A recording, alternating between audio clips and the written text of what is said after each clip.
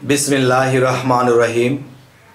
है समस्त जगतबासी, आज आमी शामीम आली चिश्ती आपनादेर सामने जे आलोचनाटी निये हाजिर हलाम, এই আলোচনাটি হবে মানুষ একটি কথা বলে থাকে যখন আমরা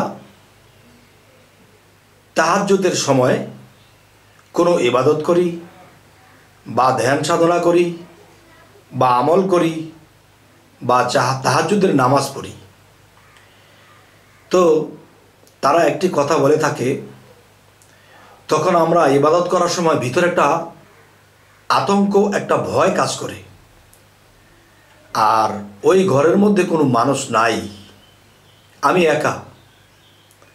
তো আমি যখন সাধনা করব তখন মনে হচ্ছে কেউ মনে হয় আমার পাশে দাঁড়িয়ে আছে, কিংবা মনে হয় কেউ কিছু খচরমচর করে নাড়াচাড়া করছে।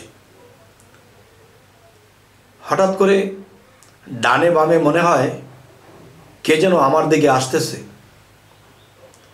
তবুও সাহস রেখে আমার আমলে বা সাধনে আমি ডোবার চেষ্টা করি।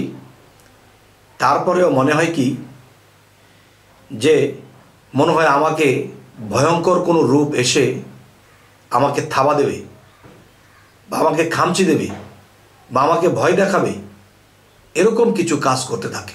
তখন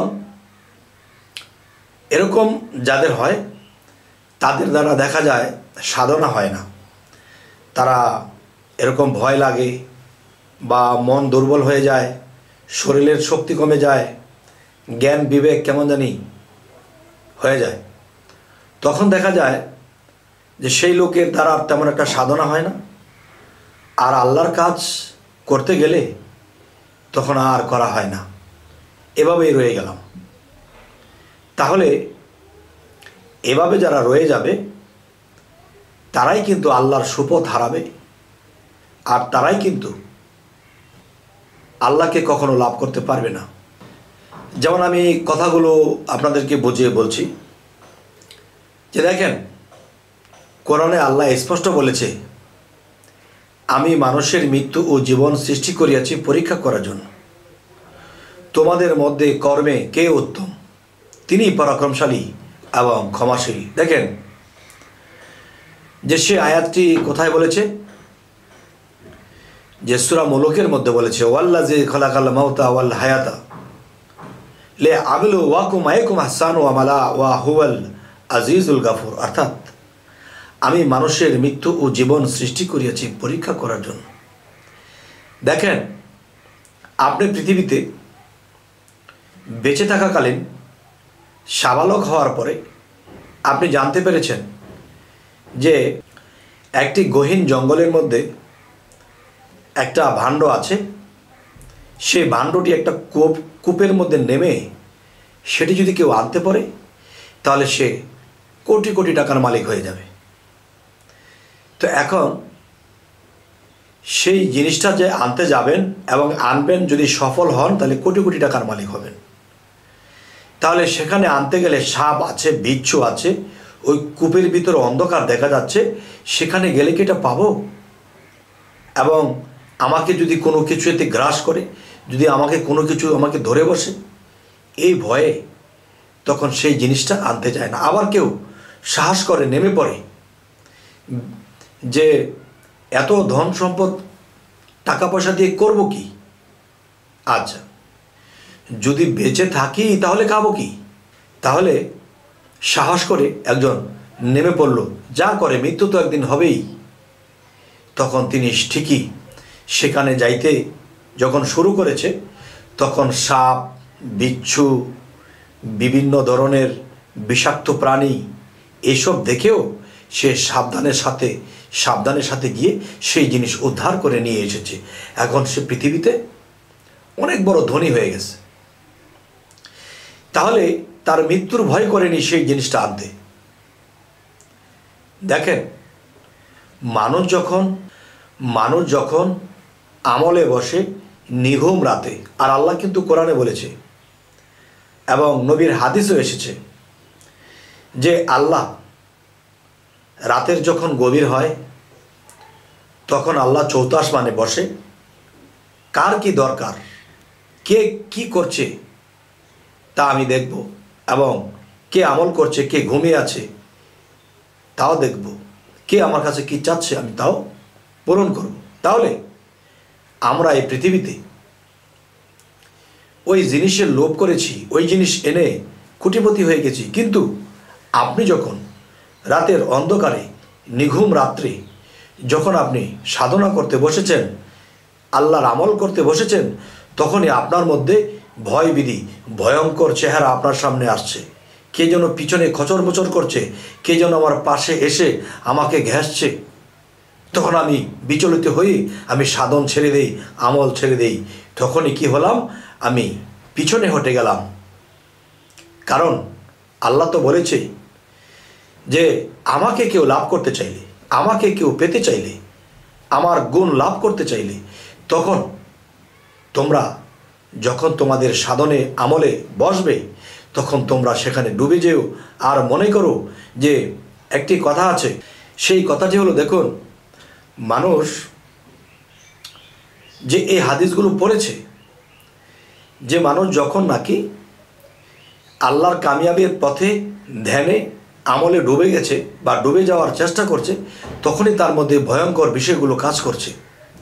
কারণ শয়তান চাইবে না আপনি আল্লাহর কামিয়াব হন, শয়তান চাইবে না আপনি আল্লাহর পথে অগ্রসর হন, আল্লাহর সাথে একাকার বিলীন হন, এটা শয়তান চাবে না। তখন সেই শয়তান কি বাহিরে? না, সেই শয়তান আপনার ভিতরে বসে আপনাকে অসহসা দিচ্ছে, আপনাকে ভয়ঙ্কর রূপ ধরে চোখে ভাসিয়ে দিচ্ছে, কি জানি খচর মচর করছে। আসলে ধ্যান বা সাধনা ভেঙে আপনি যখন পিছনের দিকে তাকাবেন, দেখবেন কিছুই নেই। তার মানে কি? তার মানে যে আপনি এইসব জিনিসের ভয়ে কি আতঙ্কিত হয়ে আছেন, নাকি আল্লাহকে বিশ্বাস করে আল্লাহ আমার রক্ষাকারী, আল্লাহ আমাকে রক্ষা করবে। আর আপনি যে মনে করতে হবে যে আপনার সামনে আল্লাহ দাঁড়িয়ে আছে, আপনি আল্লাহর কাজ করতেছেন, আল্লাহকে দেখতেছেন, এরকমভাবে আপনি ডুবে গেছেন, তখন পিছন ফিরে আর তাকাননি, ডুবতে ডুবতে ডুবতে ডুবতে এরকম বেশ কিছুদিন করেছেন, 6 মাস 9 মাস 12 মাস এরকম করতে করতে তখন শয়তান বলে তাকে ধোকা দিয়ে লাভ নেই, তাকে বিভিন্ন খারাপ রূপ ধরেও লাভ নেই, সে তো ভয় পায় না, সে তো আল্লাহর ভয়ে আল্লাহকে সামনে হাজির নাজির করে সে সাধনা আমল করতেই থাকে। তখন এটাকে দিয়ে কাজ হবে না, অন্যদিকে যাই। তখনই এই ব্যক্তিটা যখন রাস্তা সরু দেখে, তখন সেই রাস্তায় অগ্রসর হতে থাকে, তখন আল্লাহর গুণ আল্লাহর ধন লাভ করতে থাকে। সেই ব্যক্তি একদিন আউলিয়া হয়ে যায়। সেই ব্যক্তি যদি মহিলা হয়, তাহলে সেই ব্যক্তিটা একদিন আম্বিয়াতুল কোবরা হয়ে যায়। অনেকে বলে আম্বিয়াতুল কোবরা কি, সোবরা কি? আম্বিয়াতুল কোবরা অর্থ কি? অনেক বড় মাপের আল্লাহর বান্ধবী। আর আল্লাহর আউলিয়া সোবরা অনেক বড়। আম্বিয়াতুল সোবরা হলো যে মহিলা এই সাধনা করবে, সমস্ত ভয়ভীতি পিছনে রেখে যখন সামনের দিকে যাবে, তখন সেও একদিন আল্লাহর বান্ধবী হবে। তার মানে আল্লাহর আম্বিয়াতুল কোবরা হয়ে যাবে, অনেক বড় মাপের আল্লাহর বান্ধবী হয়ে যাবে। আর ছোট বান্ধবী সোবরা, কোবরা অর্থ বড়। যাই হোক, হে সমস্ত জগতবাসী, আজকে আপনাদের সামনে এই আলোচনাগুলো কেন করলাম? এই বাংলাদেশে নয়, শুধু সারা বিশ্বব্যাপী যত সাধক আছে, যত আমলকারী আছে, তারা কিন্তু যখন নিঘুম রাত্রে ধ্যানের ঘরে বসবে, তখন এই ভয় তারা অনুভব করে, কিন্তু চোখ মেলে যখন তাকায় এদিক সেদিক, তখন কেউ নেই। তার মানে কি? মহাবিশ্বে ব্রহ্মাণ্ডে যা কিছু আছে তা আছে এই মানব ভাণ্ডে। আপনার মানবের ভাণ্ডে 6টা শয়তান, কাম ক্রোধ লোভ মোহ মায়া মৎসর্য। আর এদের সাথে কে? এদের সাথে হলো 10 ইন্দ্রিয়। 10 ইন্দ্রিয়র মধ্যে 5টা কামেন্দ্রিয়, 5টা জ্ঞান ইন্দ্রিয়। এই 10 জনকে যখন এই 6টা রিপু একাত্র করে তখন তারা এরকম ছলনা করতে থাকে, তখন সেই ব্যক্তি জীব আত্মা হয়ে তার ভিতরে এই ভয়ঙ্কর বিষয়গুলো সে অনুভব করে। আর ওই অবস্থায় সে যদি মনে করে আমার উপরে কি ঢেলে দিল, আমার উপরে কে খামচে দিল, আমার উপরে কে এসে পড়ল, দরকার নেই। কারণ আপনি আল্লাহর উদ্দেশ্যে সাধনা বা আমল করতে দাঁড়িয়েছেন, বসেছেন, আপনাকে ক্ষতি করতে আসবে না, এই ধোঁকাগুলোই দেবে। তখন আপনি যখন সমস্ত কিছু ভুলে গিয়ে ডুবছেন, তখন আল্লাহ সমস্ত ফেরেশতাদেরকে বলবে, আমার বান্দা, আমার বান্দি, দেখো তার উপরে কত ভয়ঙ্কর কিছু দেখানো হচ্ছে, কত ভয় অনুভব হচ্ছে, সে ধরে রেখেছে, আমার রূপ স্বরূপকে সামনে রেখে সে অগ্রসর হচ্ছে। হে ফেরেশতা সকল, তোমাদেরকে সাক্ষী রেখে আমি তার পিছনের সমস্ত কিছু মাফ করে দিয়ে আমি তাকে আমার গুণে গুণান্বিত করব, তাকে আমার নিকটবর্তী করব, আমি তার সাথে সাক্ষাৎ ঘটিয়ে দেব। সুবহানাল্লাহ। হে সমস্ত জগতবাসী, আজকের এই আলোচনা যদি ধরে রাখতে পারেন এবং বুঝে রাখতে পারেন, ইনশাআল্লাহ আপনারা সাধনা করতে থাকুন, আমল করতে থাকুন, দেখবেন জয়লাভ করেছেন। তখন সেই হাসরের দিন কিংবা সেই পরকালে আপনার নামে জয়ধ্বনি হবে, আপনার নামে সেই পরকালে নিশান ওড়ানো হবে।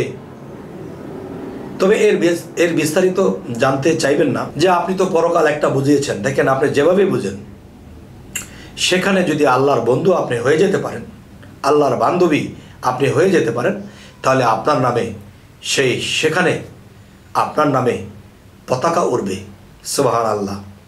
তাহলে আল্লাহকে পাইতে যাইয়া অনেক ত্যাগ, অনেক কষ্ট, অনেক দুঃখ, সামাজিক কষ্ট, সাধনার কষ্ট, অর্থনীতি কষ্ট, সর্বদিকে কষ্ট সইছেন, তখন সেই সহ্য করার ফলে আল্লাহ আপনার নামে নিশান উড়াবে। তবে আমাদের এই চ্যানেলের আলোচনা যদি আপনাদের ভালো লাগে তো অবশ্যই সাবস্ক্রাইব করে নেবেন। যদি ফেসবুক হয় তবে ফলো করে নেবেন। সকলে ভালো থাকবেন। আল্লাহ হাফিজ।